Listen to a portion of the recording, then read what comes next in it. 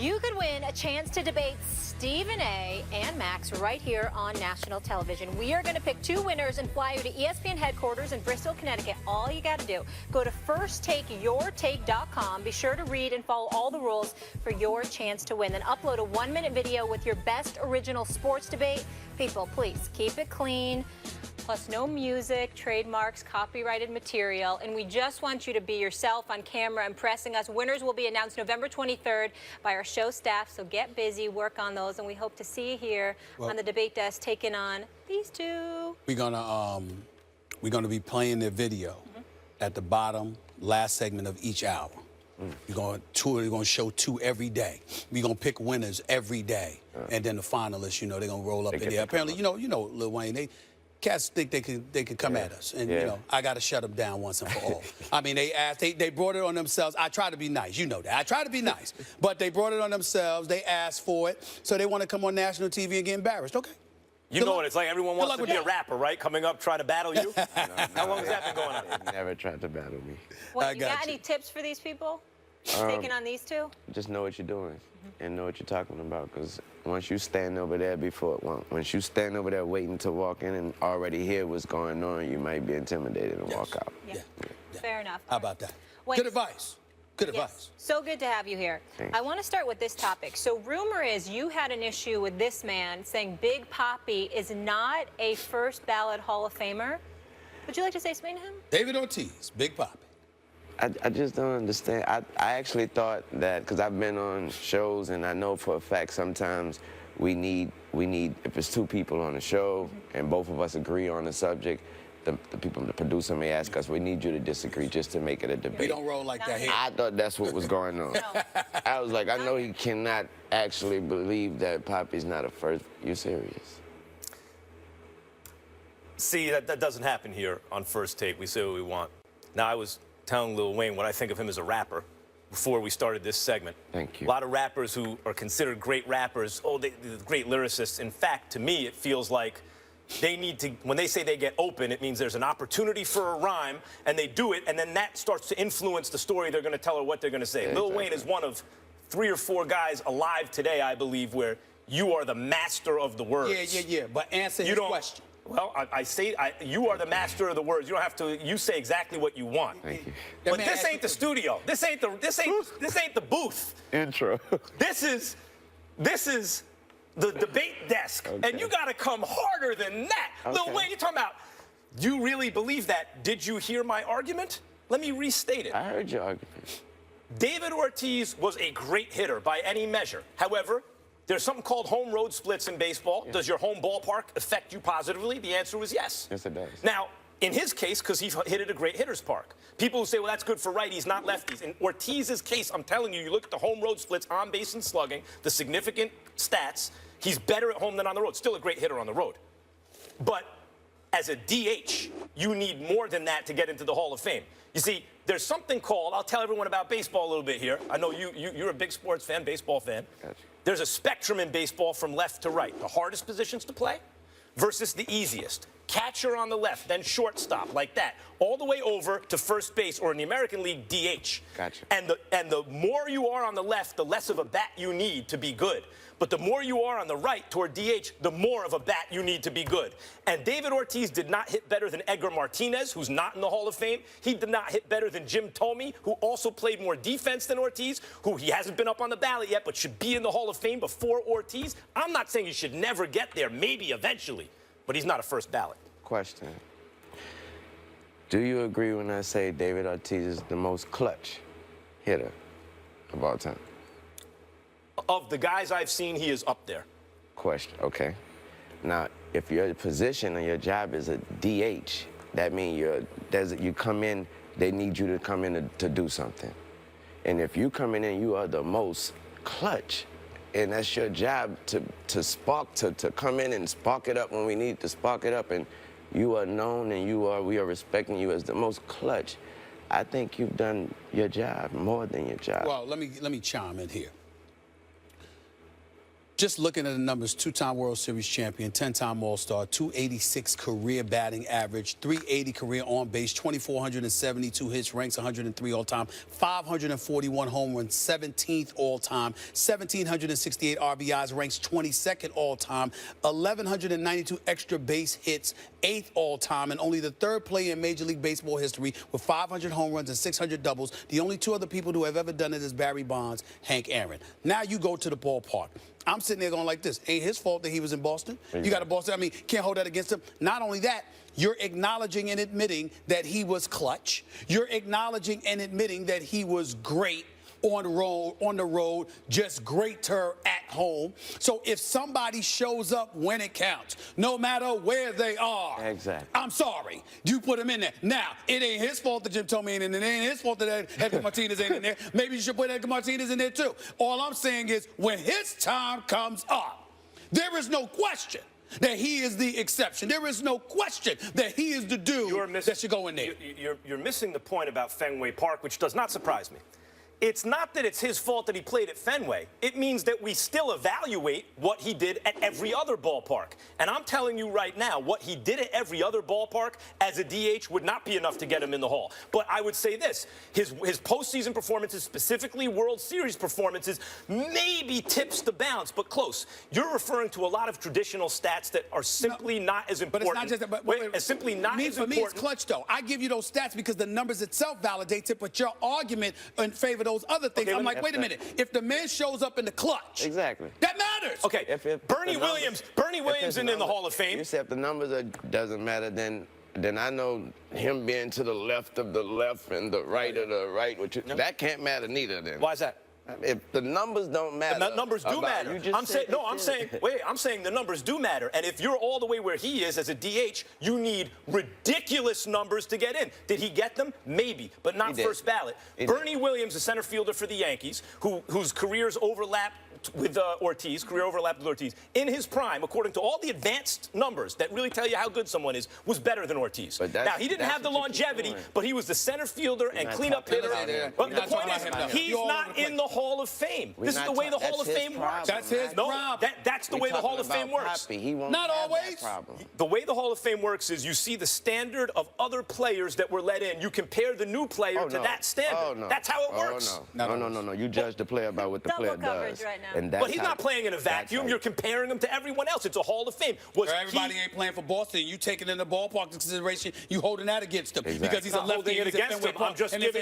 I'm just not giving him super extra credit for it. I'm seeing what he did on the road. But you acknowledge that he was great when he stepped away from Fenway. Just not as great as at Fenway. But it wasn't like he fell off a cliff. It wasn't like he fell off a cliff and he was a scrub somewhere else. Let's go to the Cowboys, man. You don't understand. I don't understand. We're just getting started with Little Wayne. Wayne, we need your take on a lot of different subjects. Let's take a quick break. More First Take with Wayne in just a moment. Stay here.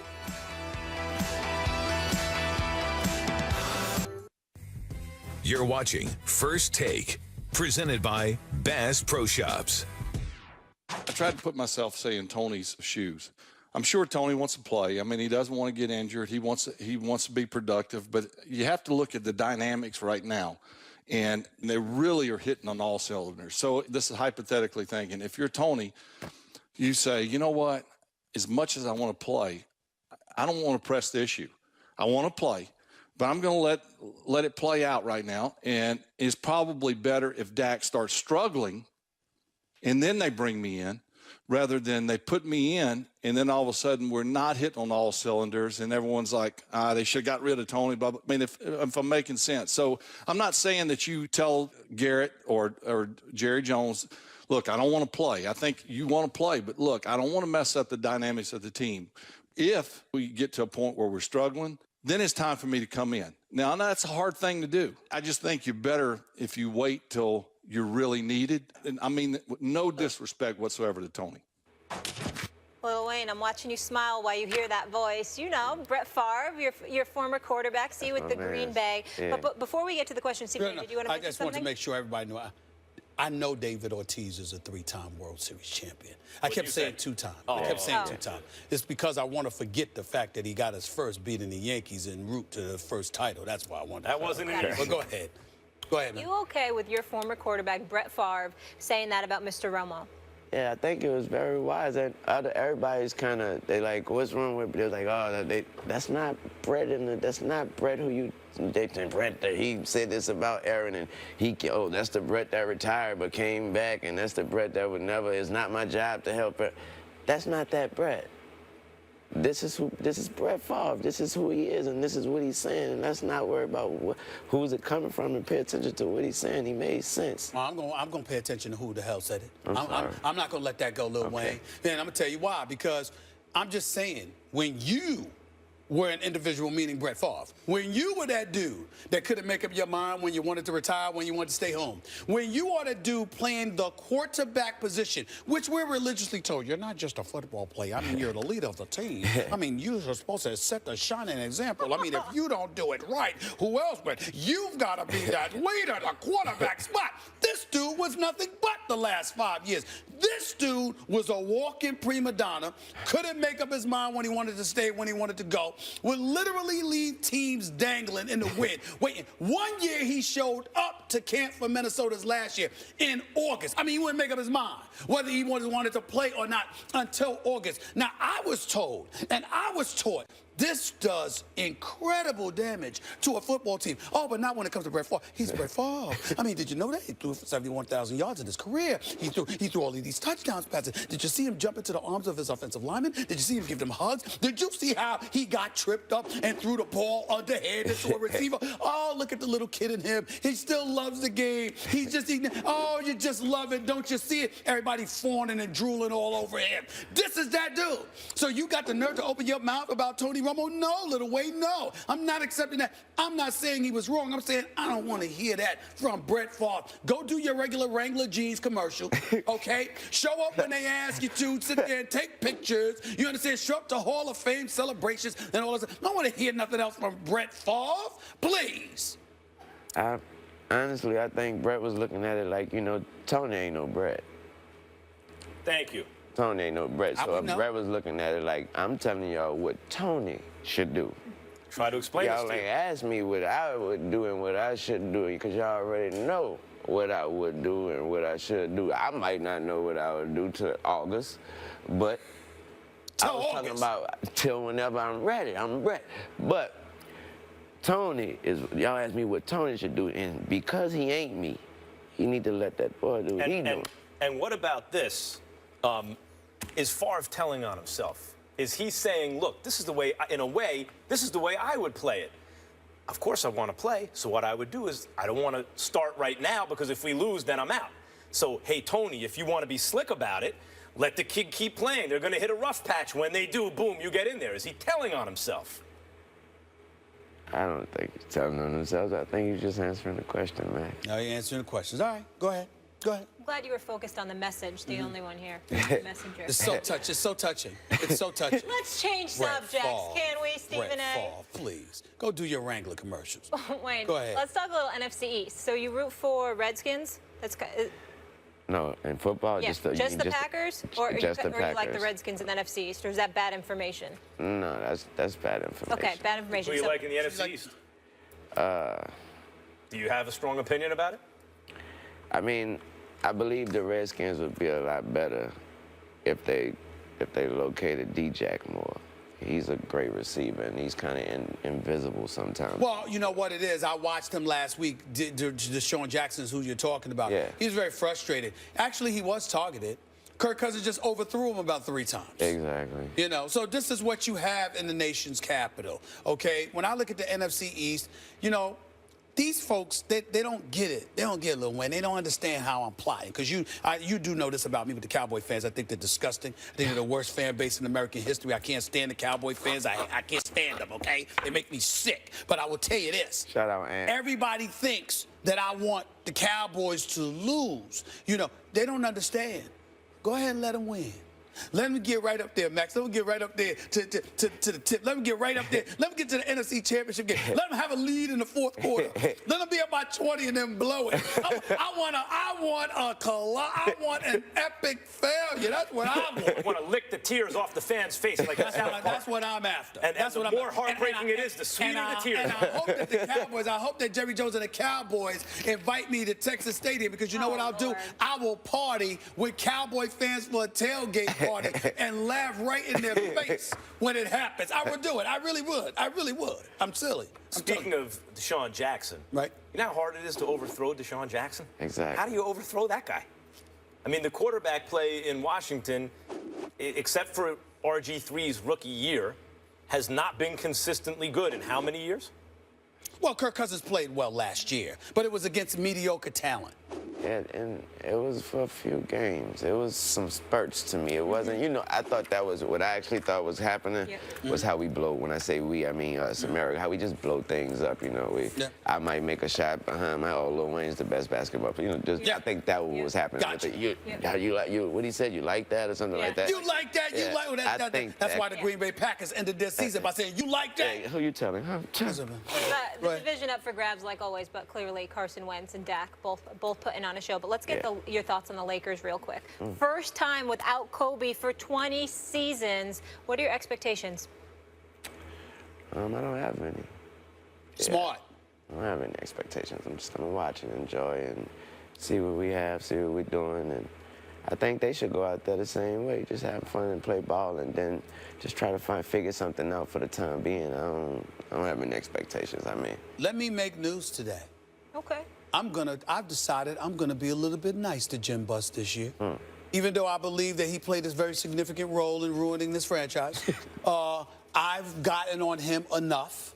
And now that they've hired Luke Walton, who I like, who I'm confident will do a good job eventually, I'm going to sit up here and try to give the Los Angeles Lakers a little pass here. I'm hoping. I was just in L.A., you know, a couple of days ago. I did the Jimmy Kimmel show. While I was in L.A., that little buzz, that fever that you felt when Kobe was there, totally gone. It's not there now. Let's see what happens. Well, I mean, one of the good things about Kobe being so bad the last couple seasons of his career, they extended his contract before he ever showed he could play again. After the Achilles, he was never the same. He had games here and there, but basically was a terrible player, especially for one who touched the ball so much. But the benefit was fans, Lil Wayne and others, want to see Kobe. You got that.